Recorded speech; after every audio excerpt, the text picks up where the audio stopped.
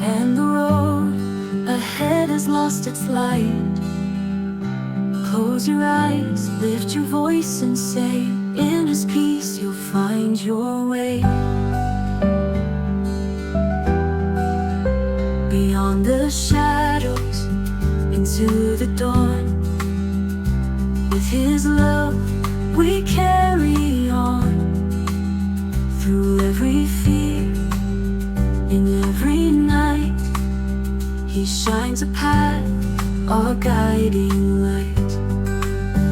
In every fear, every silent tear, His hand reaches out to draw us near. No storm too strong, no night too long. He's the strength that makes us strong.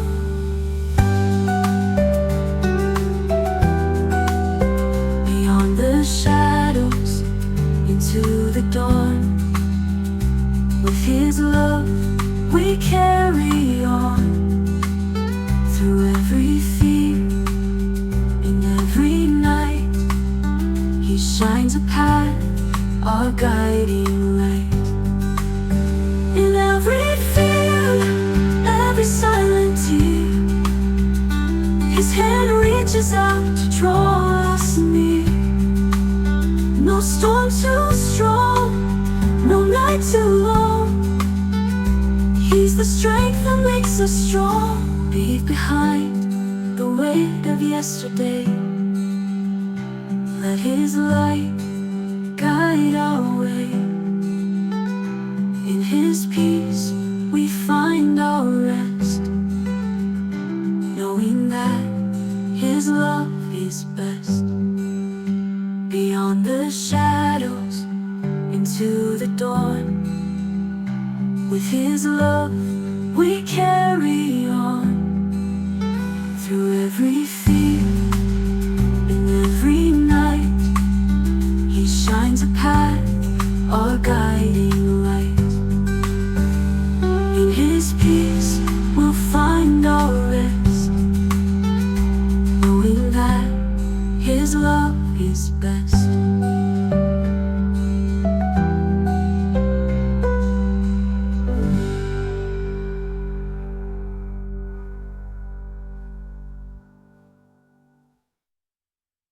Hey everyone, you ever feel like anxiety is just part of the deal these days?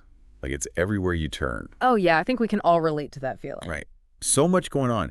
And today we're going to try to get some insights on how faith and maybe even prayer can help us navigate that. Sounds good. So we're taking a deep dive into this podcast episode called Letting Go of Anxiety, Finding Peace in Daily Prayer. Oh. See if we can pull out some like practical stuff, not just the feel-good stuff. Right. Stuff that actually works in the real world. Exactly. And the episode starts off with this verse from Philippians chapter 4, verses 6 and 7. Okay. It's about, not being anxious, bringing your request to God, all that jazz. Interesting. What are your thoughts on that? Well, on the surface, it sounds kind of like just ignore your problems, right? But I think there's got to be more to it than that. Yeah, I think the key is it's not about pretending your problems don't exist. Yeah. It's about acknowledging them, but then Like what? shifting your focus, from worry to faith, trusting that there's a bigger picture. Okay, I like that. So it's not about denying reality. It's more about reframing it, putting it in a different light. Yeah, that's it, reframing. And this is something the episode talks about a lot, how so many of us are dealing with some really heavy anxieties. Oh, for sure. I mean, finances, health, the future, it can be a lot. It can. And, the pandemic really brought that home for a lot of people. Oh, yeah. That sense of like, oh, things can change in an instant. Totally. And that kind of leads into this whole idea of control or the illusion of control, which the episode talks about next. Right. The difference between being prepared and being obsessed with controlling every little thing. Ah, yes. They share this great anecdote about a host's dad always saying, those who plan ahead succeed. Classic dad advice, right?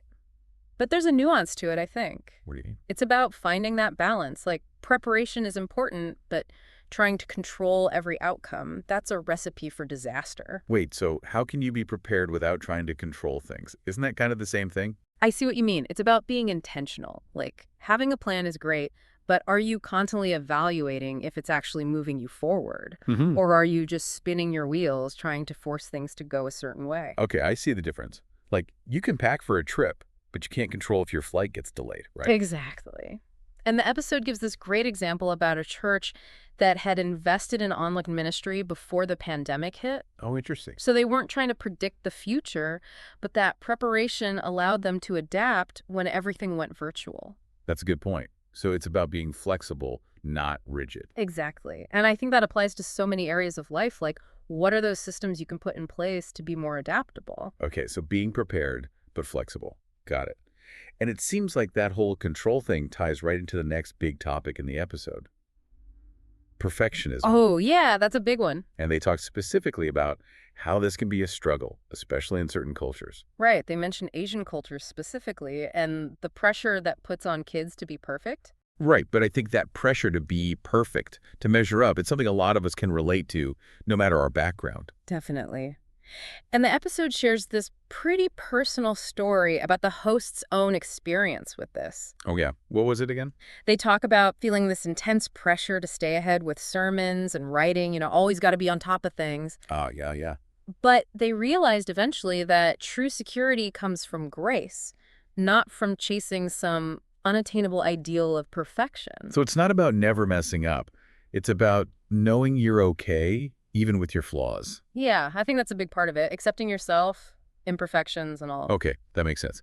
So not about being perfect, about having that foundation of self-acceptance. Exactly. Because chasing perfection will only lead to, well, let's be honest, burnout. Oh, yeah, big time burnout. Yeah. And it's interesting because this ties into what the episode talks about next, about the pressure on leaders to be perfect. Especially in faith communities, right? Yeah, like they have to have it all together, always be the A example. lot of pressure. And the episode actually critiques that, saying it can be harmful. Oh, how so? But it forces leaders to hide their struggles, project this image that's not realistic. I can see that. And they argue that true leadership comes from authenticity, from vulnerability. That's interesting. So not from pretending to be perfect, but from being real. Exactly. But, isn't there still value in having role models, people who inspire us? Sure, but I think the episode is saying that true inspiration comes from seeing those role models be human. Like admitting their flaws, sharing their burdens. Exactly, because then it's like, hey, it's okay to not be okay. And that creates a space for everyone to be more genuine. Absolutely. It's like instead of putting people on pedestals, you're acknowledging that we're all in this together, flaws and all. I like that. So it's not about pretending to be perfect. It's about Being real. being real. Ah, Okay, I'm with you. And you know what? This whole idea of being real, it kind of leads into the next point the episode makes about responding with grace. oh yeah, that's a big one. It's drawn from the Apostle Paul's teachings. Paul. Always good for some deep thoughts. Right. But what does it really mean to respond with grace? Like in everyday life. Can you break that down a bit? Yeah, I think it's about approaching each other with understanding, empathy, a willingness to forgive. Okay, so putting yourself in someone else's shoes, even if you don't agree with them. Exactly, because everyone is fighting their own battles, right? So offering kindness instead of judgment. That makes sense, especially in a church setting, where disagreements are bound to happen. Oh, yeah. But I think it's good advice for any relationship, honestly. Family, friends, coworkers. Totally. And the episode uses this really cool example of Paul's relationship with the Corinthians. Okay, what about it? Well, they rebelled against him, questioned his authority, all that. Sounds pretty rough. It was. But he still showed them love, continued to guide them with grace. Wow, that's powerful. It is. It's like saying, I see you, I hear you, and I still care about you, even when you mess up. Yeah, I love that because it's not about ignoring bad behavior. It's about responding with compassion. Exactly. And that's tough sometimes. Oh, for sure. But it's something to strive for, right? Absolutely. So we've talked about anxiety, preparation, perfectionism, leadership, and grace. It's a lot. It is. And you know what? There's this one thread running through all of it. What's that? That command from Philippians, do not be anxious. Right. It's like the foundation of everything we've been talking about. But how do we actually do that? Like in real life, how do we go from anxious to peaceful? What's the secret? Well, that's what we'll explore in the next part of our deep dive. It's about understanding how prayer can help us find that peace. Okay, I'm definitely intrigued. We'll be right back after a quick break to continue unpacking this whole idea of finding peace through prayer. All right, so this whole finding peace through prayer thing, Yeah. it sounds a little, I don't know, mystical. Like, does talking to God actually help with real-world anxiety? I think that's a question a lot of people have, and the episode actually addresses that. It's not about expecting some like magical solution, you know? Right. It's more about shifting your perspective, tapping into a deeper source of peace. Okay, I can kind of see that, but how does that actually work? Still feels a bit abstract to me. Well, think about it. When you're super anxious, it's often because you're carrying the weight of the world on your shoulders, right?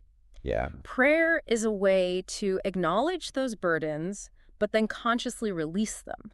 Okay, so it's like admitting you can't do it all alone. Exactly. And instead of calling your therapist, you're reaching out to, well, a higher power. That's a good way to put it. It's about recognizing you don't have all the answers, and that's okay. I guess that would be a relief, in a way, Yeah, because trying to control everything is exhausting. it is. And the episode talks about how daily prayer can be a powerful tool for cultivating that trust and surrender. Wait, so it's not just about praying when things are bad. It's more like a regular thing. Right. Like, think of it as building a muscle. The more you practice connecting with that peace, the easier it becomes to access it. Okay, that makes sense.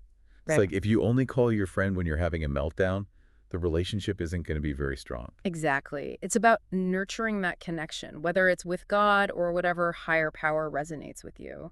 So it's like having this constant source of support, even when things are tough. That's it. And remember what that verse in Philippians says? With thanksgiving, it's not just about dumping your worries, but also expressing gratitude. Oh, right. So focusing on what you do have, not just what's missing. Exactly. Gratitude is a powerful thing. Yeah. Even outside of religion, just appreciating the small things can really change your mood. It can. Yeah. And it ties back to that surrender idea. When you're focused on the good, it's easier to let go of control. So instead of freaking out about every little thing, you're choosing to trust that it'll work out. Yeah. And that's where faith comes in. Not blind optimism, but a belief that there's something bigger guiding you. It's like surrendering to the mystery of it all, you know, accepting that you don't have all the answers. I like that. And that shift in perspective can be really freeing. It allows you to let go of the anxiety that comes from trying to force things. And instead, you're embracing the journey, even the uncertainty. Exactly. And I think that speaks to something really deep in us, that longing for something beyond the everyday worries. Totally. We all want to feel safe, connected to something bigger than ourselves. And what this episode suggests is that that peace, that belonging, it comes from surrender, not control. From trusting that there's a purpose to it all, even if we don't understand it. Beautifully said. And, you know, that idea of surrender, it connects back to what we were talking about with leadership. Oh, yeah, right. About how leaders don't have to be perfect. Exactly. In fact, it's better if they're not. Right. Because when they're willing to be vulnerable, to show their struggles, it makes it okay for everyone else to do the same. Creates a more authentic, supportive environment. Absolutely. Yeah. And that applies to all relationships, not just leadership. Totally. Being real with each other, flaws and all, that's what builds connection. Couldn't agree more. So to sum it up, it's about that shift. From trying to control everything to surrendering to something bigger. Letting go of that white-knuckle grip and trusting that things will unfold as they should. And finding that peace and meaning that comes from knowing you're not alone in this journey. We've covered so much. Anxiety, prayer, letting go, imperfection, grace. It's a lot to think about. It is, and I think it all comes back to that central message. Do not be anxious. Right. But like we said, it's easier said than done. Oh, absolutely. But the episode offers a different way to think about it. It's not about suppressing your feelings. It's about where you choose to focus. Okay, so not pretending everything's fine, but shifting your attention away from the worry. Yeah. It's like you can't control the waves, but you can learn to surf. I love that analogy. It's about recognizing you have a choice in how you respond to challenges. And prayer can be a tool for that, acknowledging your worries, surrendering them, asking for guidance. It's like saying, okay, this is tough, but I'm not going to let it consume me. Exactly. And it ties back to grace. Knowing that you're not perfect, you'll make mistakes, but there's always that source of love and acceptance. It's a good reminder, especially when anxiety is trying to tell you otherwise. Yeah. So I think we've come full circle, from anxiety to faith, control to surrender, perfectionism to grace. It's been quite a journey. It has. And I feel like there's still so much to unpack, so much to explore further. There always is. But maybe we can wrap things up with a few key takeaways, some final thoughts for our listeners. That sounds good. What do you think are the most important things to remember from this deep dive? So much good stuff in this episode about anxiety and faith and how those two things can work together. Yeah, it's not always easy to see the connection. Right. Like when you're feeling anxious, the last thing you might think about is prayer. It can feel so far removed from those like day-to-day struggles. Exactly. But I think that's what this episode does so well. It brings those things together, shows how prayer can actually be a practical tool for managing anxiety. Totally. It's not about, magically making your problems disappear. Right. It's more about changing your perspective, finding that inner strength to deal with things. And I think one of the biggest takeaways for me is this idea of surrender. Letting go of that need to control everything. Oh, yeah, that's huge. Yeah. Because let's be honest, trying to control every little thing, that's just going to make you more anxious. Exactly. Yeah. It's like you're constantly fighting against the current instead of just letting go and flowing with it. I love that analogy. Yeah. And it's not always easy, right, to let Yeah. go of that control. No, it takes practice, but the more you do it, the easier it becomes. It's about trusting that there's something bigger at play, whether you call it God, the universe, or whatever resonates with you. Yeah, having that faith that things will work out, even if you don't know how. And that can be really freeing, can't it? To know that you don't have to carry the weight of the world on your shoulders. Totally. It's like taking a deep breath and saying, okay, I'm not in this alone. And that brings us back to prayer, right? How does that fit into all of this? Well, I think prayer is a way to acknowledge those worries, those fears, but then consciously choose to surrender them. So it's like saying, okay, I have these anxieties, but I'm not going to let them control me. Exactly. And it's also about asking for guidance, for strength, for whatever you need to get through that moment. And I love what the episode says about gratitude, how important that is. Oh, absolutely. Focusing on what you do have, even when things are tough, it can really shift your perspective. It's like choosing to see the good, even in the midst of the bad. And that can be so powerful because it reminds you that even when things are hard, there's still so much to be thankful for. Okay, so we've got surrender, prayer, gratitude. Any other big takeaways from this episode? I think the other thing that really stuck with me is this idea of imperfection, how it's okay to not be perfect. Yeah, that was a big one. Especially that part about leadership, how it's actually more helpful for leaders to be vulnerable, to show their struggles. Totally. Because then it gives everyone else permission to do the same, right? Exactly. It creates this environment where it's okay to be human, to make mistakes, to not have all the answers. And that's so important because we're all in this together, right? None of us are perfect. Right. We're all just trying our best. So I guess if there's one final message from this deep dive, it's that you're not alone in this. No, you're definitely not. And there's so much support available, whether it's through your faith, your community, or just the belief that there's something bigger at play. And that no matter what challenges you're facing, you have the strength to get through them. It might not be easy, but you've got this. So keep praying, keep surrendering, keep believing. And remember, you are loved, you are worthy, and you are not alone. Thanks for joining us on this deep dive, everyone. We'll see you next time.